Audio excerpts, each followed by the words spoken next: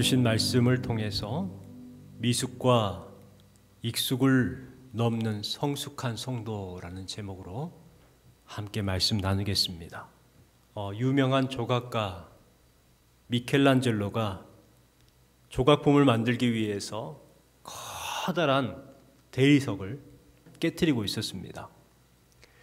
그때 지역의 군주가 찾아와서 이제 그것을 구경을 하는데, 군주가 미켈란젤로에게 조각하는 모습을 보고 이렇게 물었습니다. 그 좋은 대리석을 이렇게 많이 깨트리면 낭비가 아닌가 하고 염려스럽게 물었던 거예요. 그 말을 듣고 미켈란젤로가 이 대리석의 필요 없는 부분이 깨어져 나갈 때 비로소 작품은 살아나게 됩니다. 이렇게 이야기를 했대요. 필요 없는 부분이 깨어져 나갈 때 비로소 작품이 살아난다. 여러분, 대리석의 조각이 떨어져 나가야 작품이 되는 것처럼 우리도 필요 없는 못된 성품들이 깨어져 나가야 비로소 성숙한 그리스도인들이 되는 것입니다. 많은 사람들이 교회를 다니고 예수님을 믿는다고 하지만 성숙한 그리스도인이 되는 것에 대해서는 별로 관심이 없습니다. 미숙한 사람과 성숙한 사람은 분명히 다르죠. 미숙한 사람은 자기가 좋아하는 일만 하려고 하지만 성숙한 사람은 좋든 싫든 자기가 해야 할 일이면 그것을 감당해 나갑니다. 미숙한 사람은 사소한 일도 자랑스럽게 여기지만 성숙한 사람은 칭찬을 들어도 고개를 숙이고 겸손할 줄 압니다. 미숙한 사람은 친절과 배려의 고마움을 모르지만 성숙한 성도는 작은 섬김에도 감동하고 더 큰 친절을 베풀려고 하지요. 미숙한 성도는 넘어질 때에 원망과 불평과 짜증을 부리지만 성숙한 성도는 넘어질 때 무엇인가를 주어서 일어납니다. 여러분, 우리는 이제 미숙을 지나서 성숙으로 올라서는 그러한 거룩한 성도가 되었으면 좋겠습니다. 또 우리가 한 가지 이 신앙생활할 때에 진짜 분별해야 될 것이 있습니다. 무엇이냐면 익숙한 것과 성숙한 것을 착각해서는 안 된다는 거예요. 여러분에게 질문 하나 할까요? 익숙한 것과 성숙한 것은 같은 말일까요? 다른 말입니다. 오랫동안 교회를 다녀서 익숙한 것이 성숙한 것일까요? 아니지요. 교회에서 사람들을 만나서 대화를 하다 보면은 많은 분들이 익숙한 것을 성숙한 것으로 착각을 하고 신앙생활 한다는 거예요. 이것이 문제예요. 익숙한 것을 가지고 교회 안에서 다툼을 만듭니다. 성숙하지 못하니까 그것이 다툼이 되는 거예요.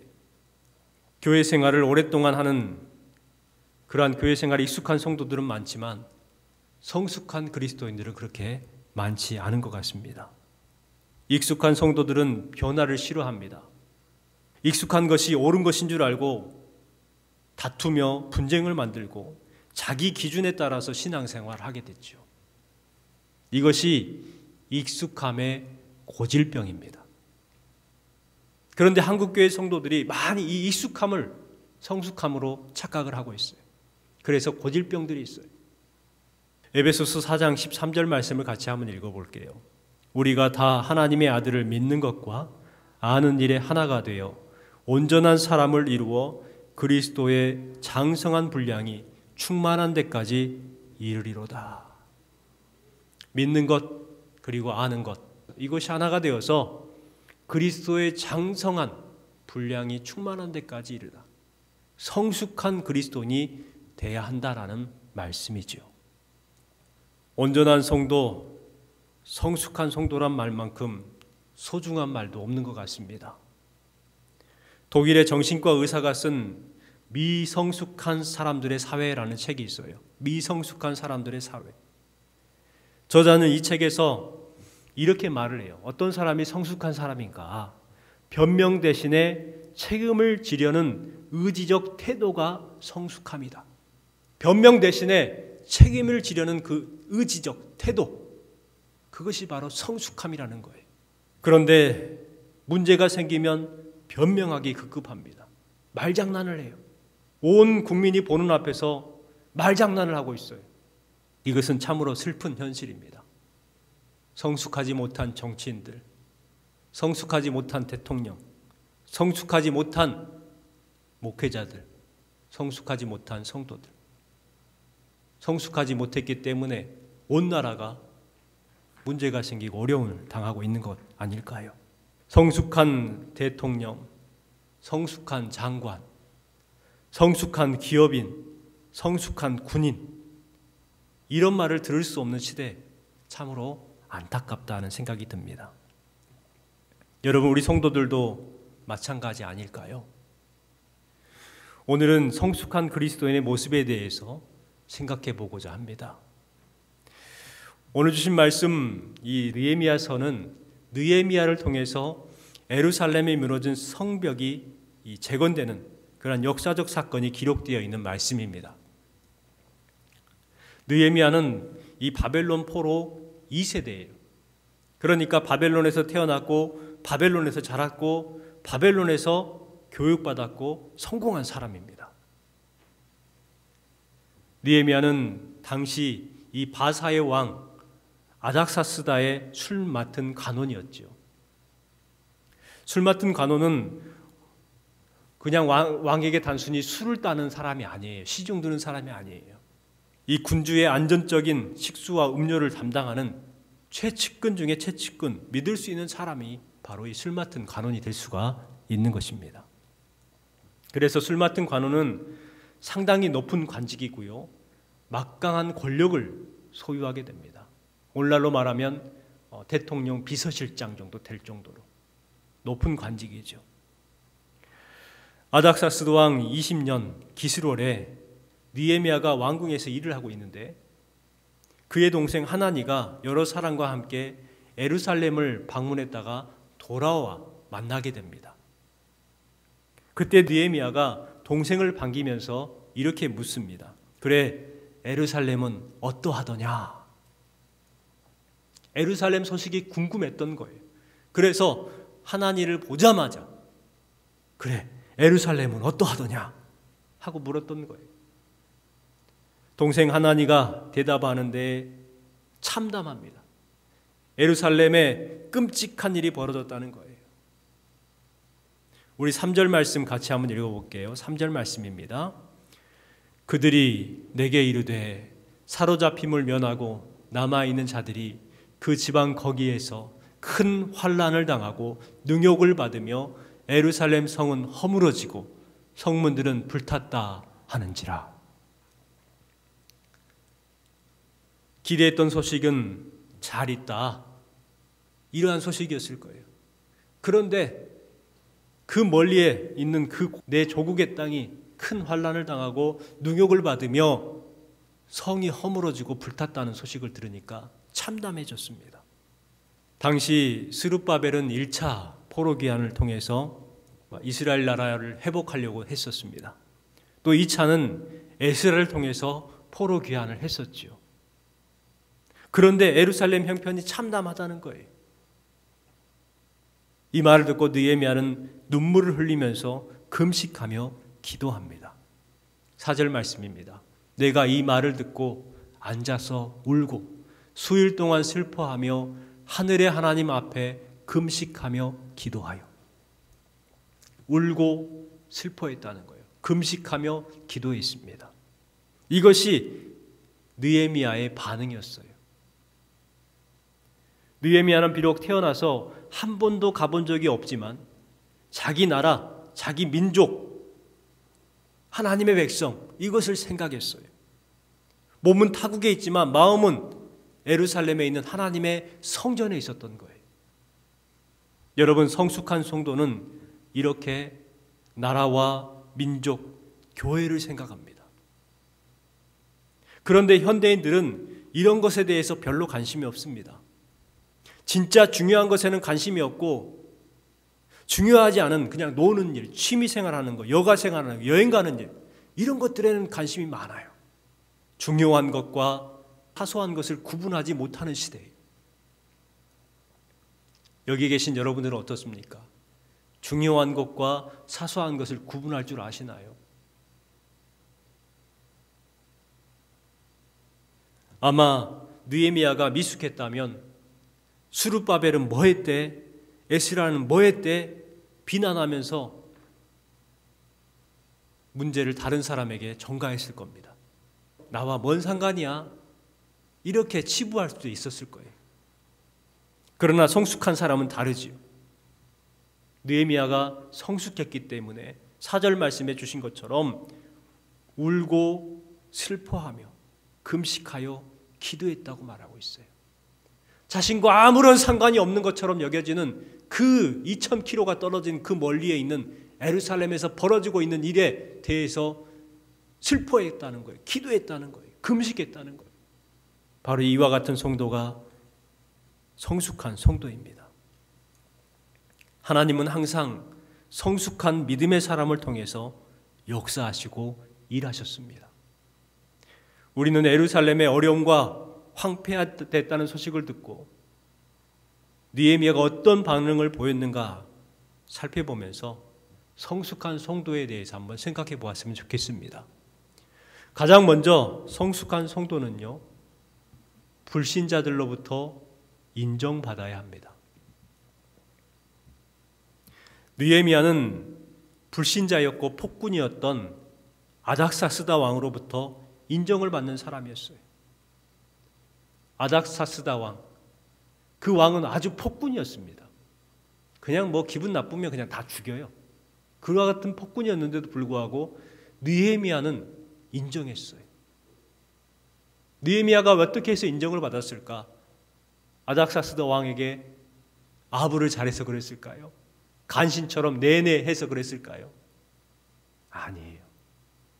지금 교회들이 어려움을 당하는 것은 복음의 문제가 아닙니다. 복음에 문제가 있어서가 아니에요. 교회 건물이 오래되고 낡아서도 아니에요.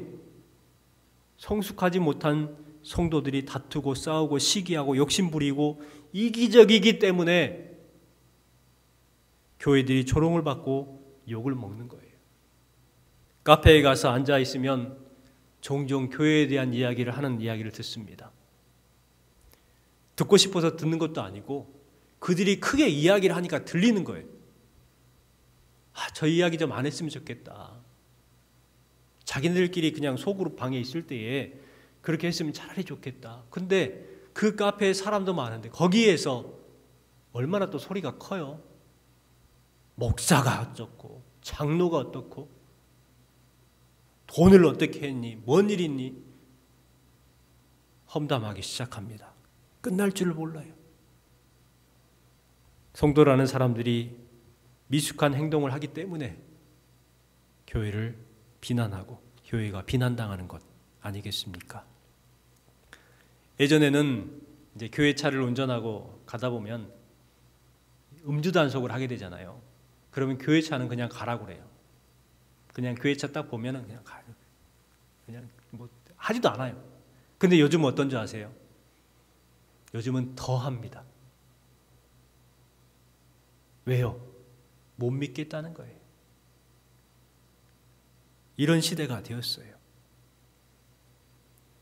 교회를 다니는 사람들을 못 믿는 시대가 되어버렸어요.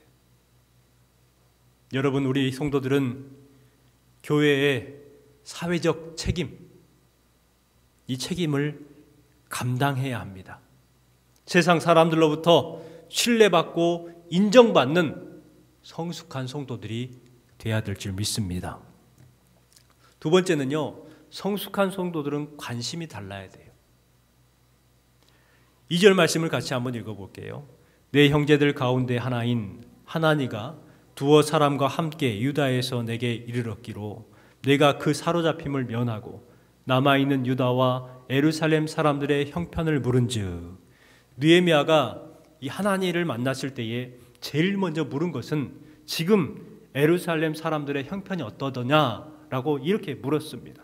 그의 관심은 그들이 가지고 온 물건과 선물에 있지 않았어요. 뭘 사왔나, 뭘 가지고 왔나, 이것이 궁금한 것이 아니라 내 형제의 형편이 어떤가에 관심이 있었다는 거예요.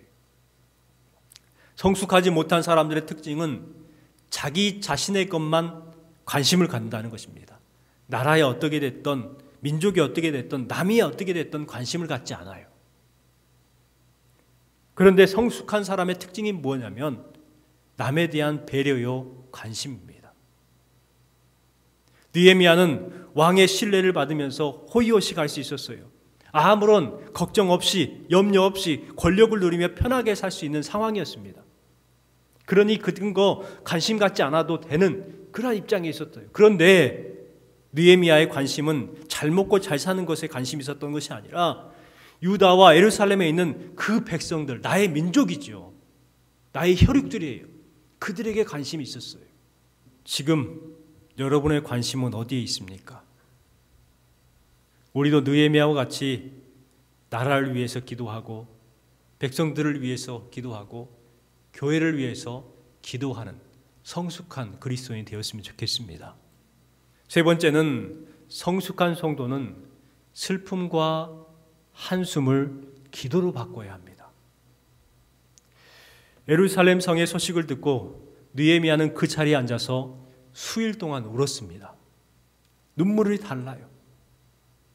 우리 한국교회 성도들은 느헤미야 같이 눈물을 흘리는 성도가 우리 한국교회에 있다면요, 우리 한국교회, 우리나라는 달라질 거예요. 분명합니다. 소돔과 고모라를 위해서 아브라함이 하나님 앞에 기도하잖아요. 그 가운데에 의인 10명만 있으면 그 성읍을 불태우지 않으시겠습니까? 10명만. 그 많은 수 가운데 10명이 그 지역을 살린다는 거예요. 여러분, 그래요. 우리나라가 사는 것은 느헤미야와 같이 나라를 위해서, 민족을 위해서 기도하는 몇 사람이 통해서 분명 이 나라를 회복해 주실 것입니다. 그렇기 때문에 우리가 바로 그 느헤미야와 같은 성숙한 성도 몇 사람이 되어야 합니다. 여러분은 지금 무엇을 위해서 울고 계십니까? 여러분, 그것을 위해서 우는 것도 중요하지만 우리는 느헤미야와 같이 나라를 위해서 기도하는 눈물의 기도가 회복되어야 될 줄 믿습니다. 비난은요, 누구나 할 수 있어요. 비난하고 한숨 짓는 것이 아니라 그 슬픔과 한숨을 기도로 바꿔낼 수 있는 느헤미야와 같은 성숙한 성도가 되길 소망합니다. 마지막 네 번째는요, 성숙한 성도는 문제를 자신의 죄로 고백합니다. 6절 7절 말씀을 같이 한번 읽어볼게요. 이제 종이 주의 종들인 이스라엘 자손을 위하여 지하로 기도하오며 우리 이스라엘 자손이 주께 범죄한 죄들을 자복하오니 주는 귀를 기울이시며 눈을 여시사 종의 기도를 들으시옵소서. 나와 내 아버지의 집이 범죄하여 주를 향하여 크게 악을 행하여 주께서 주의 종 모세에게 명령하신 계명과 율례와 규례를 지키지 아니하였나이다. 자, 주신 말씀에 이 느헤미야의 기도에 대해서 들을 수가 있어요. 어떤 기도했느냐? 죄를 고백하는 죄예요. 자신의 죄라고 여기죠. 나와 내 아버지의 집이 범죄하여라고 말합니다. 그런데 누구의 이름이 먼저 나오냐면 나의라는 말이 먼저 나와요. 아니, 조상들이 잘못해갖고 나라가 망했고 지금 바벨론의 포로로 끌려와서 예루살렘에 있는 성벽이 무너지고 그들이 고통당하고 이방 사람들에게 그렇게 어려움을 당하고 있는 거 아닌가. 나하고는 전혀 상관없는 죄예요. 그런데 뭐라고 고백하냐면 나의 죄라는 거예요. 나와 내 아버지의 집이 범죄하여. 이처럼 성숙한 성도는요, 문제를 자신의 죄로, 자신의 문제로 볼 줄 아는 그러한 눈이 있는 사람들입니다. 우리는 어떻습니까? 우리는 어떤가요? 조그만 문제가 생겨도 다른 사람의 잘못부터 따지지 않아요? 저 사람이 문제라고 비판합니다. 내 잘못, 내 책임을 전혀 보지 못합니다. 그런데 성숙한 사람은 그렇게 하지 않지요. 자신의 책임, 이것을 다하지 못한 책임, 그 책임에 대해서 통감하면서 자신의 잘못을 먼저 찾습니다. 그리고 그것을 해결해 나가려고 하죠. 느헤미야가 바로 그와 같은 사람이에요. 나의 잘못이 무엇인가를 먼저 생각해보고 아는 사람에게 하나님의 은혜가 임하는 거예요. 그리고 문제를 그런 사람을 통해서 해결하죠. 절대로 내 잘못 아니다라고 말하는 사람에게는 문제가 해결되지 않습니다. 그 사람을 통해서는 문제가 더 어려워지지 절대로 문제가 그 사람을 통해서 해결되는 경우가 없습니다. 어떤 사람을 통해서 해결되느냐? 자신의 죄라는 것을 인식하고 그것을 해결해 나가려고 하는 기도하는 성숙한 사람에게 비로소 문제가 해결되고 은혜가 임하게 되는 거예요. 오늘 주신 말씀을 정리하겠습니다. 성숙한 성도, 느헤미야와 같은 성숙한 성도는 어떤 사람인가? 불신자들로부터 인정을 받는 성도입니다. 또한 관심거리가 달라야 합니다. 그리고 한숨과 슬픔을 기도로 바꿔내야 합니다. 문제를 자신의 죄로 고백해야 성숙한 성도가 되는 것입니다. 여러분, 느헤미야 같이 성숙한 성도가 되어서 여러분의 가정과 교회에서 하나님께서 큰 일을 이루어 나가시는 그러한 데 귀하게 쓰임받는 성숙한 성도들이 되시기를 주님의 이름으로 축원합니다.